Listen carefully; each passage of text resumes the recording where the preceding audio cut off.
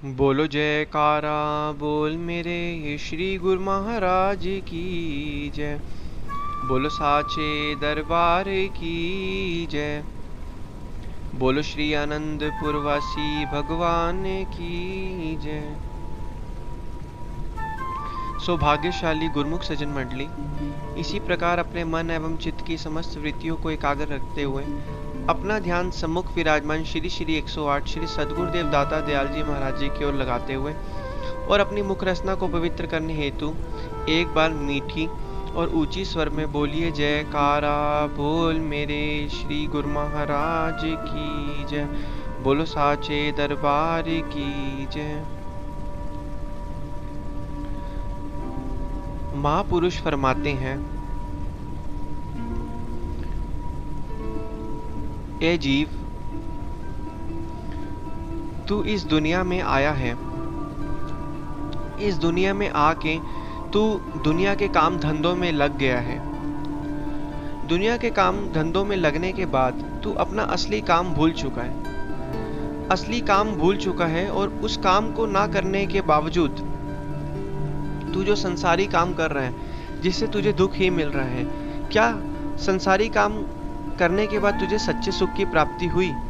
क्या तुझे सच्चा आनंद आज तक मिला? बल्कि जितना तू सुखों की ओर भागता रहा, जहां पर तू जिन चीजों में सुख ढूंढ रहा है उतने ही तुझे दुख मिलता रहा। अभी दुख कैसे तेरे पास आया? काम, क्रोध, लोभ, मोह, अहंकार, ये ऐसी चीजें हैं जो इंसान के दिमाग के अंदर है और जो इंसान को हमेशा परेशान करती रहती है। हमें महापुरुष हमें बतलाते हैं कि इन चीजों से लड़ने के लिए तुम्हें भजन अभ्यास करना पड़ेगा, नाम जाप जपना पड़ेगा। जितना तुम नाम की कमाई करोगे उतना तुम इन चीजों से लड़ पाओगे, क्योंकि ये चीजें जीव को पतन की ओर लेके जाने वाली हैं। ये चीजें कभी चाहती ही नहीं है कि इंसान खुश रहे, इंसान सुखी रहे। तो इसी प्रकार महापुरुषों ने जो हमें नाम बख्शा है, उसी नाम का अभ्यास करने से हम इन चीजों से लड़ सकते हैं। एक बार की बात है, आप सभी ने हिरण्यकश्यप जो एक राजा था उसके बारे में सुना ही होगा। हिरण्यकश्यप ने अपने बहुत साल पहले तप वगैरह करके ब्रह्मदेव जी से वरदान मांगा।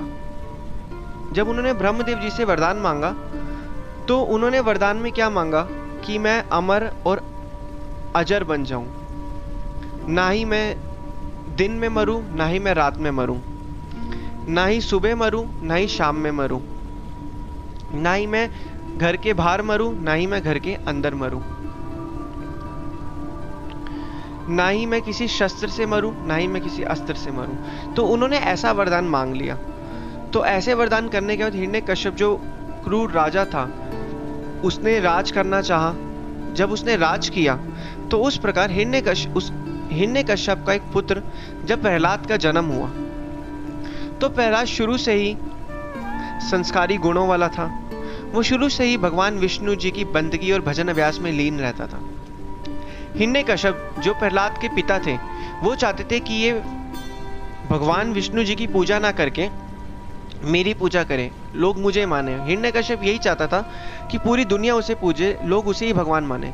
लेकिन प्रहलाद इस चीज को नहीं मानता था। वो भगवान विष्णु की पूजा, जी की पूजा आराधना में संलग्न रहता था और भगवान की भक्ति करता था। इस चीज के लिए हिरण्यकश्यप को बहुत क्रोध आता था।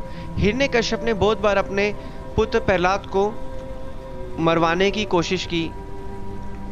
उन्होंने बहुत सारे प्रयत्न किए अपने पुत्र को मरवाने के लिए, लेकिन कहते हैं ना, जिसका साथी भगवान हो तो उसका कोई बाल भी बांका नहीं कर सकता। तभी तो कहते हैं जाको राखे साइया मार सके ना कोई। तो जिसका राखा भगवान हो तो उसे उसका क्या बिगाड़ सकता है कुछ। तो जितनी भी बार हिरण्यकश्यप ने अपने पुत्र प्रहलाद को मरवाने की कोशिश करी, उतनी बार भगवान विष्णु जी ने किसी न किसी रूप में प्रहलाद की मदद की। प्रहलाद की मदद करने के बाद एक बार जब हिरण्यकश्यप को पता लगा कि इतने प्रयत्न करने के बाद भी प्रहलाद बच रहा है, तो उन्होंने अपनी बहन होलिका को बुलाया। तो उन्होंने होलिका को बुलाया प्रहलाद को मारने के लिए। तो होलिका ने हिरण्यकश्यप को कहा कि मेरे पास एक ऐसा कंबल है, एक ऐसा वस्त्र है जिसको पहनकर मैं आग में प्रहलाद को लेके बैठ जाऊंगी और उस वस्त्र को पहन के मैं आग में नहीं जलूंगी और प्रहलाद को मैं साथ लेके बैठ जाऊंगी। तो हिरण्यकश्यप ने जैसे ये बात सुनी तो उन्होंने कहा चलो ठीक है।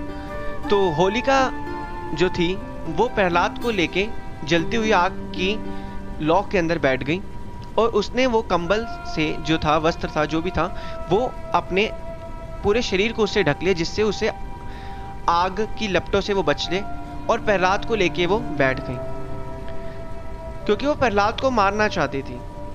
इसी प्रकार अब फिर से कहते हैं जिस पर भगवान का हाथ हो तो उसका कौन बाल बांका कर सकता है। तो भगवान विष्णु जी की ऐसी कृपा हुई, हर बार की तरह इस बार भी भगवान विष्णु जी ने प्रहलाद को बचाया। भगवान ने हवा चलाई, जैसे ही तुरंत हवा चली तो जो कंबल से होलिका ने अपने आप को ढका हुआ था वो कंबल उड़ के प्रहलाद के ऊपर आ गया, जिससे प्रहलाद आग से बच गए और होलिका अग्नि में जलकर राख हो गई। तो इसी प्रकार होली का भी जो पर्व है वो इसीलिए मनाया जाता है, बुराई पर अच्छाई की जीत को दर्शाने के लिए ही होली का जो है पर्व मनाया जाता है। तो इस प्रकार भगवान विष्णु जी ने अपने भगत प्रहलाद की हर बार की तरह सहायता की, मदद करी। तो कहने का तात्पर्य ये, इसी प्रकार भगवान श्री हमारे सदगुरुदेव दाता दयाल जी महाराज जी ने भी हमें नाम का शस्त्र दिया है। इन सभी शस्त्र को, आध्यात्मिक चीजों को करके हम अपने मन पर नियंत्रण और भजन अभ्यास और भक्ति को कर सकते हैं। जितना हम भजन अभ्यास भक्ति करेंगे हमारी आत्मा को शक्ति मिलेगी, हमारी आत्मा का भोजन है, जो हम आत्मा का ही हम भोजन करते रहेंगे उतना हम संसार में सुखी रहेंगे और आने वाले टाइम पर भी सुखी रहेंगे। तो ये चीज़ जब हम करते रहेंगे तो हमारी आत्मा भी बलवान होती रहेगी और हमारा अपने मन पर भी नियंत्रण होगा। तो इसी होली के पर्व से हम ये चीज़ सीखते हैं कि बुराई पर अच्छाई की जीत। बुराई चीज़ें क्या है? काम, क्रोध, लोभ, मोह, अहंकार। हमें इन चीज़ों पर नियंत्रण करना है भजन अभ्यास के शस्त्र से, गुरु आज्ञा में रहकर, तभी हम इन बुरी चीज़ों पर जीत पा सकते हैं। तो यही महापुरुष हमेशा अपने वचनों में फरमाते हैं और वो यही चाहते हैं कि गुरुमुखों का कल्याण हो और वो इस जन्म में सुखी और खुश रहे। बोलो जयकारा बोल मेरे श्री गुरु महाराज की जय, बोलो साचे दरबार की जय, बोलो श्री आनंद कंद भगवान की।